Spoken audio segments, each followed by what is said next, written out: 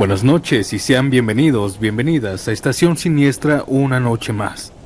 Audiencia, ¿cómo están? ¿Cómo se la pasaron el día de hoy? Espero que muy bien y que ya estén listos para escuchar un nuevo episodio. Esta noche tenemos un episodio especial, pues volvemos con uno de los temas más escalofriantes del canal. Nunca salgas cuando ya estás acostado. Este es el episodio número 10, así que prepárense, pónganse cómodos y comencemos con una historia que nos remonta al pasado Michoacán. Mi nombre es Santiago. Comenzamos.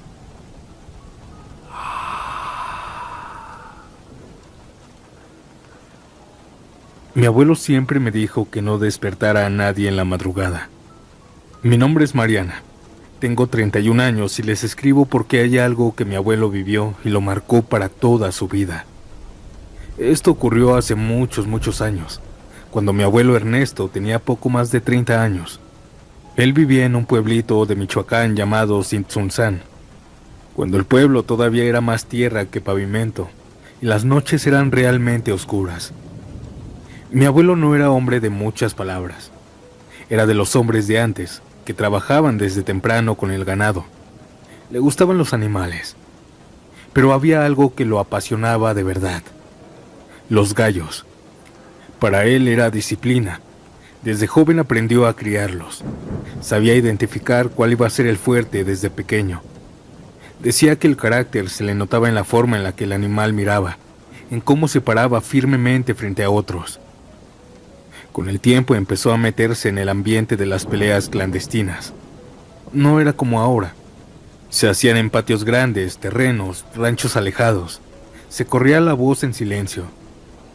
En las peleas llegaban hombres de otros pueblos. Habían apuestas fuertes, había respeto. Y poco a poco el nombre de mi abuelo empezó a sonar. Ernesto trae gallos bravos. Ten cuidado con el colorado de Torres. Ese animal no se raja. Su mejor amigo se llamaba Julián. Se conocían desde niños. Habían crecido en el pueblo, en el campo, entre caballos y polvo. Julián también criaba gallos. Y cuando empezaron a ir juntos a las peleas, se hicieron conocidos como dupla. No hablaban mucho, no presumían, pero ganaban. Ambos tenían gallos bien finos y muy bien entrenados. Durante meses consecutivos los gallos de ellos salían victoriosos.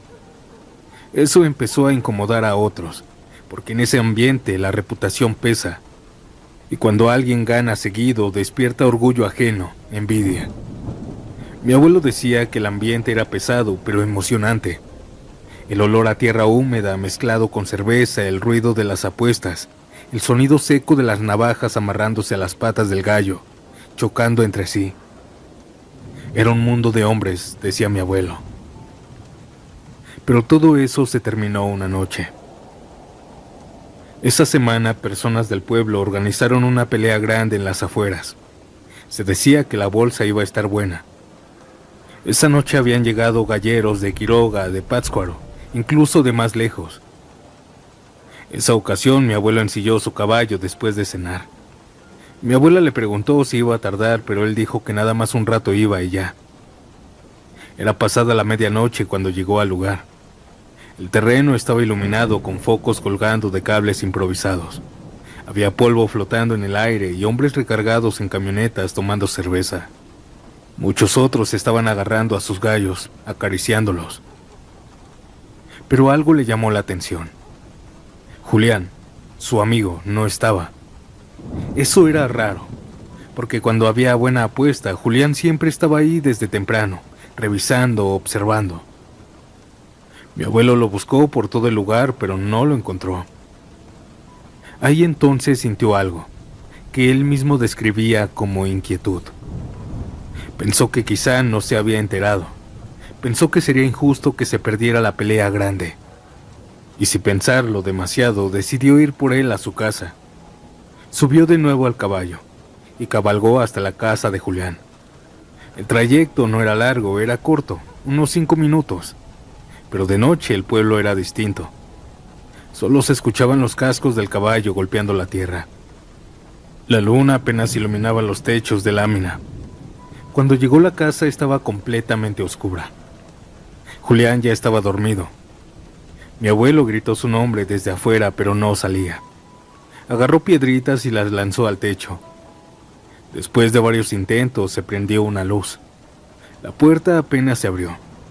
Julián asomó el rostro despeinado y con voz ronca le dijo que qué pasaba. Mi abuelo le dijo que saliera, que se acercara. Ya estando de frente, le dijo que había una pelea de gallos, que la bolsa estaba grande y que chance y ganaba, que hasta habían venido de otros pueblos. Julián negó con la cabeza. Le dijo que ya estaba dormido, que había tenido un día pesado y estaba muy cansado. Pero mi abuelo insistió. Le habló del orgullo, de la oportunidad, de la fama entre los galleros. Le dijo que podía ganar, que esos gallos no se veían tan bravos.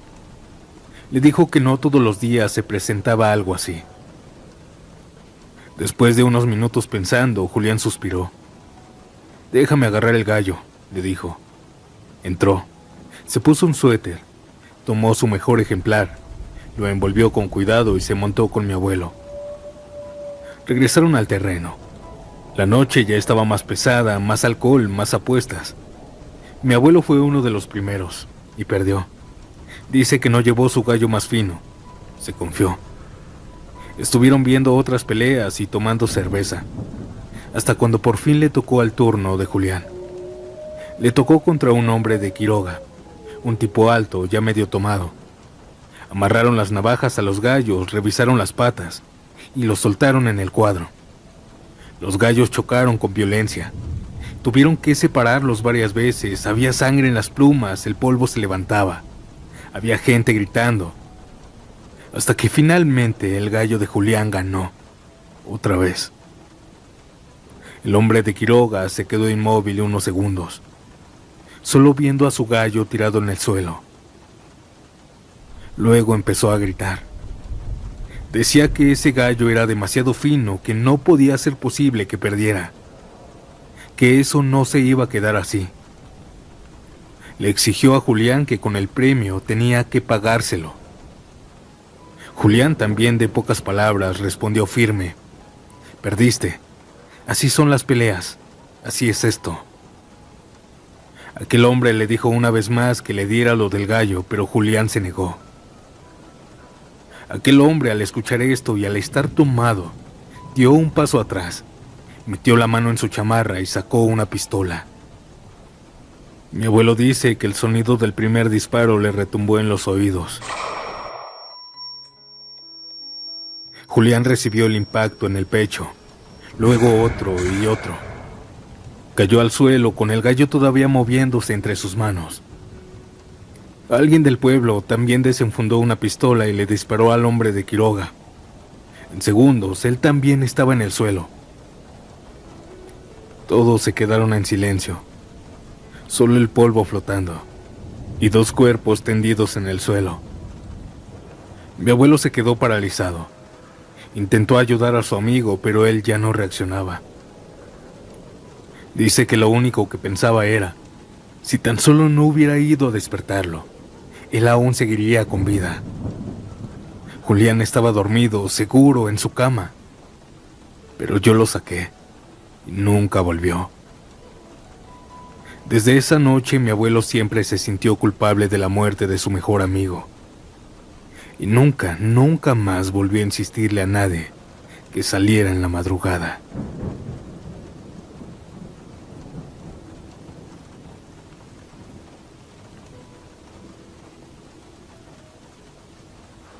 Hay cosas que uno hace a los 19 que no entiende hasta que pasan los años.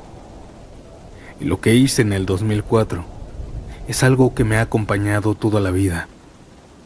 Vivíamos en Celaya, Guanajuato, en una casa mediana de una sola planta con cochera al frente.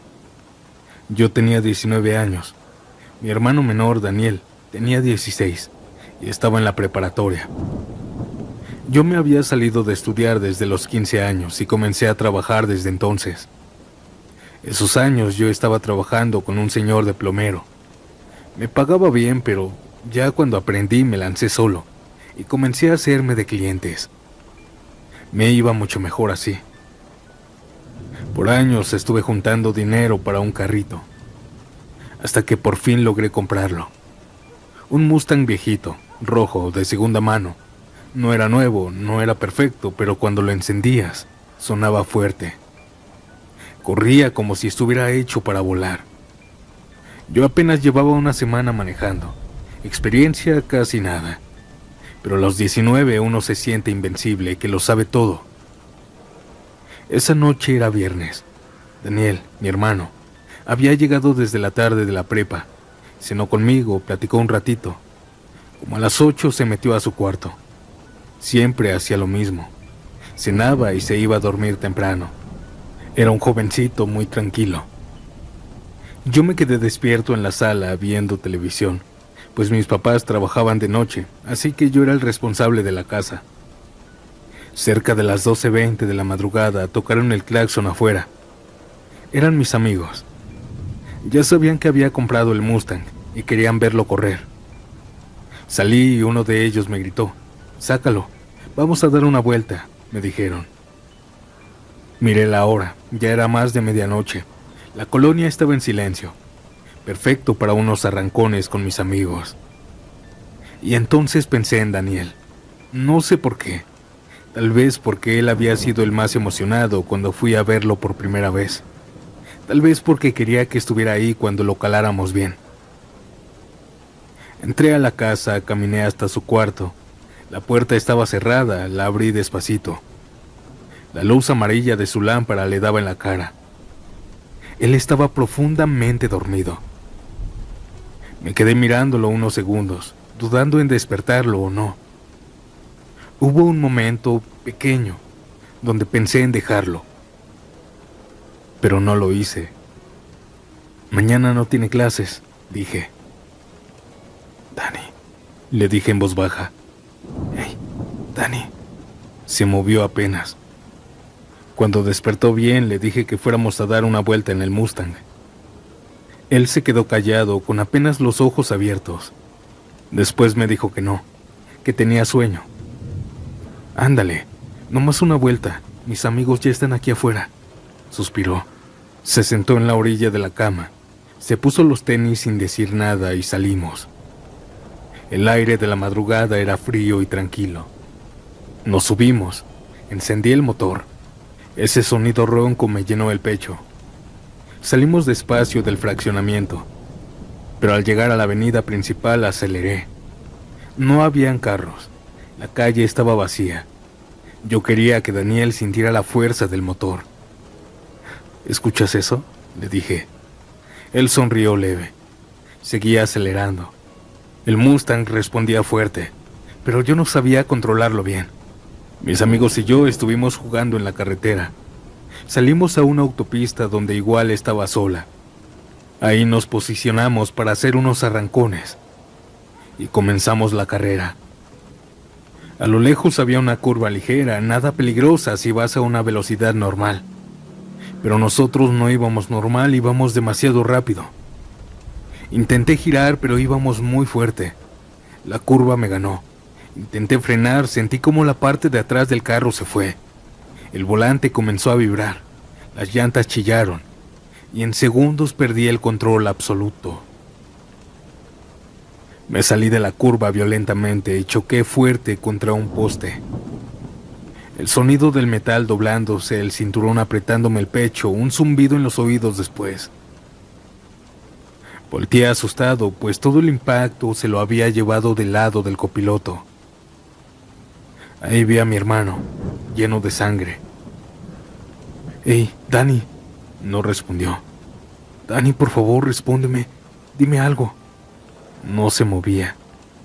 Intenté tocarlo, pero había mucha sangre en su frente. No recuerdo bien cómo llegaron las patrullas. Mis amigos habían visto el choque desde atrás. La ambulancia llegó rápido. En el hospital me dijeron que yo tenía golpes y fracturas, pero que mi hermano no había sobrevivido al impacto. Él tenía 16 años y estaba dormido cuando yo decidí despertarlo. Han pasado 22 años, tengo 41 y todavía tengo pesadillas con eso. Sueño a diario lo que me dijo. Dijo que se quería quedar, que tenía sueño. Recuerdo todavía que dudé, y aún así insistí. Si lo hubiera dejado acostado, hoy tendría 38 años. Tal vez tendría hijos, tal vez seguiría aquí. Desde esa noche entendí algo que nadie me enseñó antes. Hay momentos en los que estar en tu cama es estar protegido, y al salir, rompes algo que no ves. Audiencia, si ya están acostados, no salgan.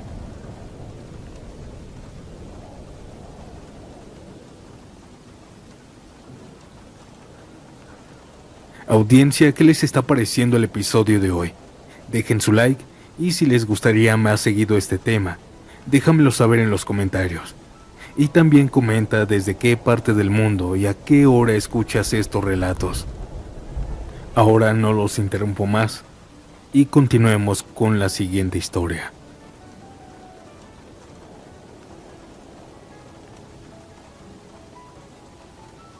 No es una historia que me sepa completa, pero devastó a la familia y a mis padres incluidos.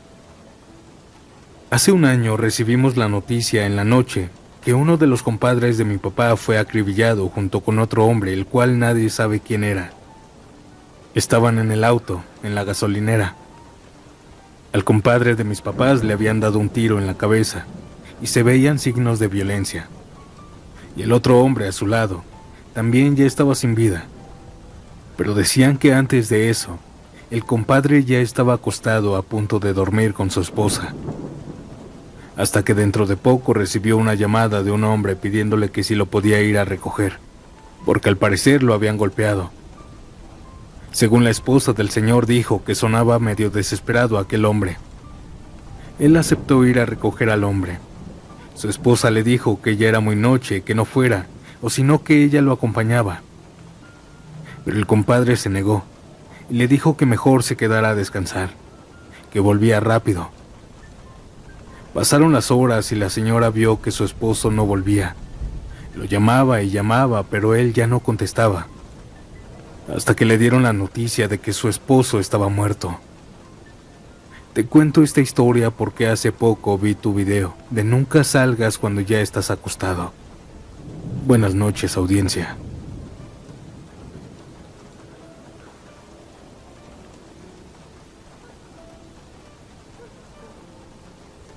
Mi nombre es Alejandra.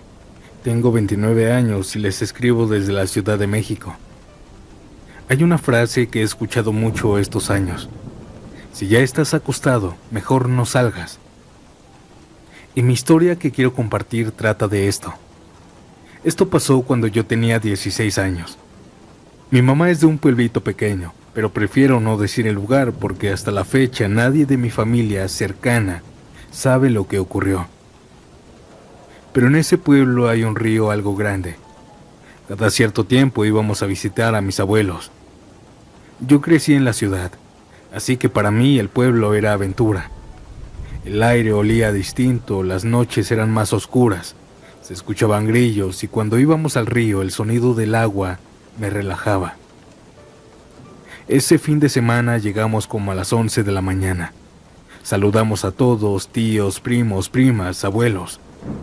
Mi abuelita nos recibió con comida.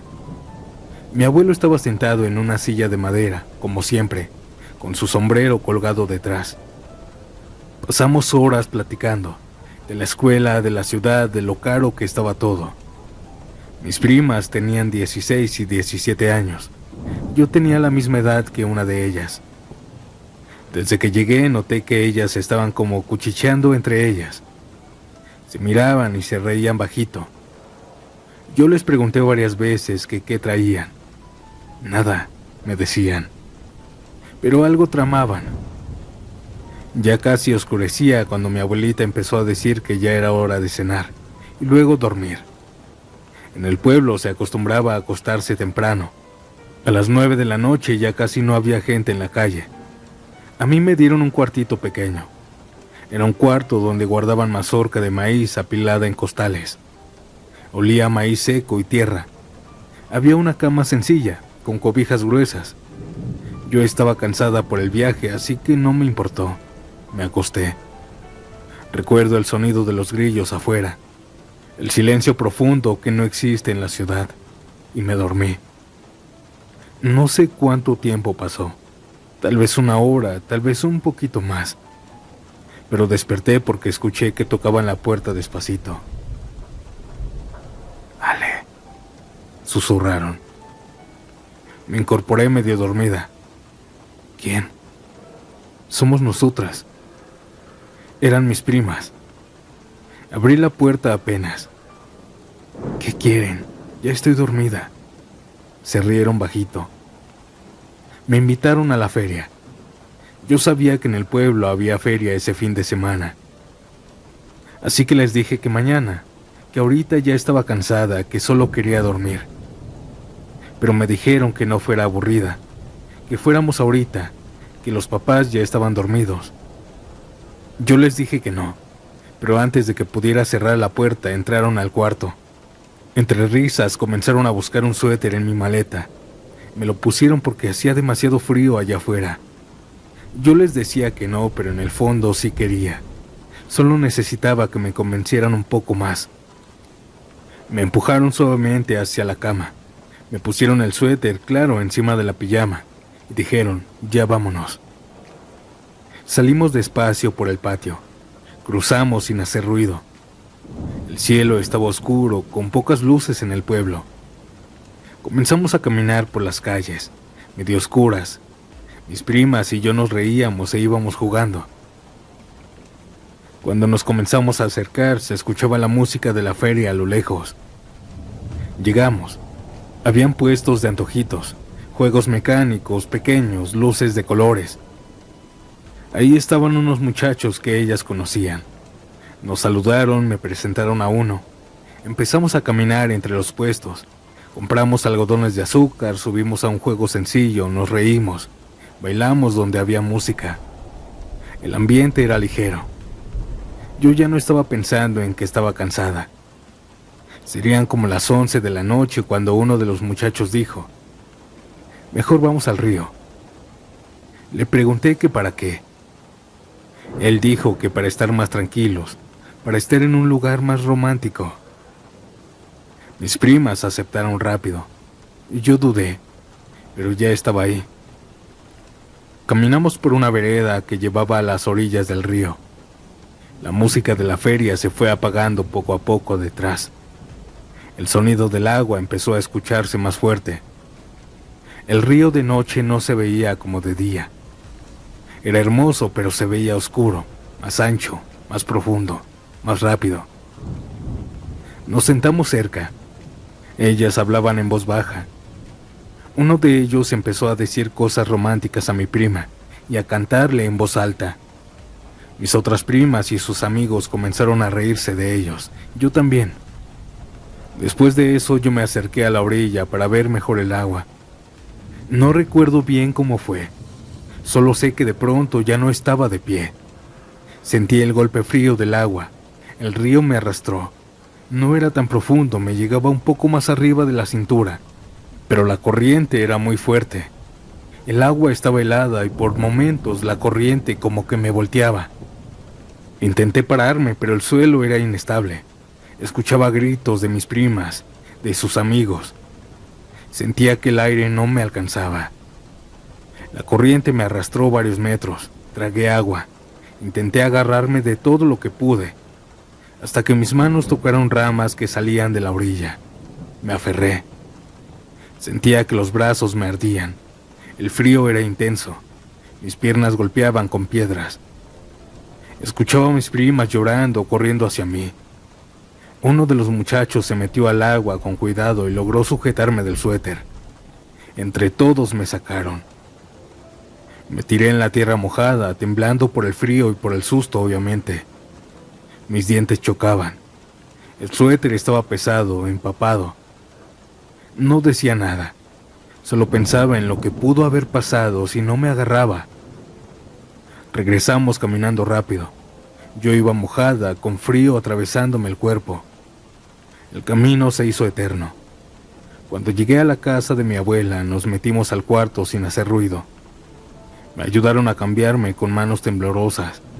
Me acosté otra vez en esa cama mientras mis primas me decían que las perdonara por despertarme.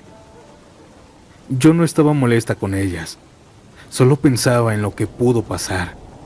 Si no hubiera alcanzado esas ramas, si el muchacho no se metía, si la corriente me llevaba un poco más lejos. A la mañana siguiente nadie supo nada. Mis primas y yo no volvimos a mencionar el tema frente a los adultos. Desde entonces yo ya no salgo si ya estoy dormida y alguien me llama para invitarme a algo o ir a alguna fiesta. Esta fue mi experiencia, mi historia, audiencia. Buenas noches.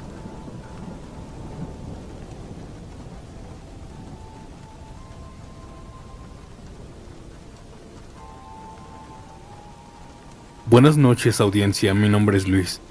Tengo 32 años y lo que voy a contar ocurrió en el año 2015, cuando apenas tenía unos meses de haberme juntado con quien en ese entonces era mi pareja. Digámosle Carolina. Vivíamos en un pequeño departamento en Ecatepec. 2 cuartos, una sala reducida y una cocina apenas separada por una barra. Desde hace semanas atrás, Carolina estaba distinta, insoportable. Yo intenté darle su espacio, platicar con ella, entender lo que estaba pasando con ella, pero ese día comenzó mal desde la mañana. No sé qué tenía Carolina, pero estaba irritable, molesta por todo. Si yo dejaba un vaso en la mesa, se molestaba. Si prendía la televisión, le incomodaba el ruido. Si intentaba abrazarla, me quitaba la mano. Intenté no discutir, de verdad lo intenté. Incluso recuerdo que ya por la tarde comencé a contarle chistes tontos, de esos que ves en Facebook. Solo quería verla sonreír. Pero lo único que conseguí fue que me dijera, ¿eres un payaso o qué? No estoy de humor para tus tonterías. Me insultó, me dijo inmaduro, que siempre hacía lo mismo cuando ella estaba seria. Yo respiré, me quedé callado. Le volví a repetir qué era lo que le estaba pasando, qué le estresaba. Pero no me dijo nada. Pensé que quizá había tenido un mal día, que el trabajo la tenía así. Durante todo el día me dediqué a entenderla. No le respondí mal, no levanté la voz.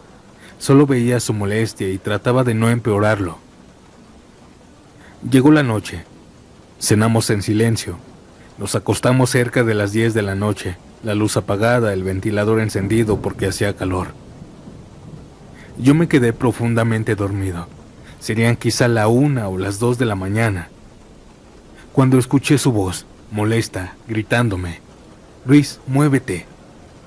Me acomodé, pero eso no fue suficiente. Me dijo que por mí le estaba dando mucho calor, que me largara a dormir al sillón. Me empezó a decir de cosas y hasta insultarme. Eso no sé por qué, pero ahí sentí que algo me cruzó por dentro.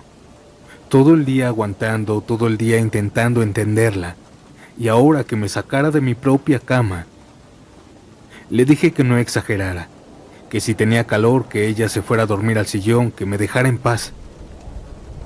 Pero ella empezó a gritar, que no podía dormir conmigo ahí, que era un estorbo, que mejor me fuera. Comenzamos a discutir. No recuerdo exactamente qué palabras usamos, pero sí recuerdo el tono. Ya no era solo molestia, era enojo. Después de varios minutos me levanté. Me puse los tenis sin hacer ruido fuerte, tomé mi cartera y le dije: «Voy a salir». Ella respondió algo como «haz lo que quieras». Era de madrugada. Yo quería salir a comprar unos cigarrillos a una vinatería que estaba algo lejos de mi casa, pero era la única que estaba abierta las 24 horas del día. Recuerdo perfectamente que al abrir la puerta del departamento, sentí algo raro, como una espinita en el pecho, una vocecita que decía: «Ya es tarde, quédate». Pero el orgullo pudo más. La avenida estaba casi vacía. Yo iba molesto, pero también pensativo. Mientras caminaba me preguntaba si estaba exagerando en salirme, si tal vez debía regresar y ya, pero seguí. A lo lejos, casi a media cuadra de la vinatería, vi algo que me hizo bajar la velocidad. Habían como 8 hombres recargados en una pared, Estaban tomando. Se escuchaban sus risas fuertes. Al pasar por ahí yo bajé la mirada. No quería problemas. Solo quería comprar mis cigarros y regresar. Cuando estaba por pasar frente a ellos, escuché una voz. Compa. Seguí caminando. No te hagas el que no escuchas. Quédate ahí. Me detuve. Uno de ellos se acercó. Complétanos para otro six, me dijo. Pero me lo decía con un tono agresivo, exigente. Le dije tranquilo, que no traía casi nada, que solo iba por cigarros nada más. Al escuchar mi respuesta, todos empezaron a reír. Les repetí que no, y ahí cambió el ambiente. Uno me empujó, otro dijo algo como entonces paga por andar pasando por aquí, por su barrio. Intenté irme, pero en segundos ya me tenían rodeado. Recuerdo un golpe fuerte en la espalda, después otro en la cara. Caí al suelo. Sentí patadas, puños por varios segundos. Alguien gritó, tráete un palo. Y lo siguiente que recuerdo es el sonido seco de algo golpeando mi cuerpo. Intenté cubrirme la cabeza, pero eran muchos. Vi zapatos moviéndose rápido, escuché risas mezcladas con insultos y después, oscuridad. Desperté en un hospital. No sé cuánto tiempo había pasado, todo estaba en blanco. Sentía la boca seca y una mano estaba sosteniendo la mía. Era una enfermera. Tranquilo, ya despertaste, me dijo. No entendía nada. Intenté hablar, pero no me salía la voz. Minutos después entró mi mamá. Estaba llorando. Fue ella quien me explicó. Un señor que pasaba temprano rumbo a su trabajo me encontró tirado y llamó a la ambulancia. Llegué inconsciente. Tenía fracturas, múltiples hematomas y había estado en coma durante una semana entera. Una semana. Yo pensaba que apenas había sido unas horas. Mi mamá me dijo que los doctores no sabían cuándo despertaría. También me dijeron que Carolina fue 2 veces al hospital, pero después dejó de ir. Cuando salí aún débil, regresé al departamento. El lugar se sentía distinto, frío. Carolina intentó hablar como si nada hubiera pasado, pero un poco más cariñosa. Pero yo ya no era el mismo. Esa madrugada entendí algo muy claro. No solo fue la golpiza, fue todo lo que la provocó. La discusión, el orgullo, el salir por impulso. Si me hubiera quedado acostado, si hubiera respirado, nada de eso habría pasado. Terminé esa relación justo ese mismo momento. No por rencor, sino porque entendí que en un lugar donde te empujan a salir molestos a la 1 de la mañana, no es un lugar seguro.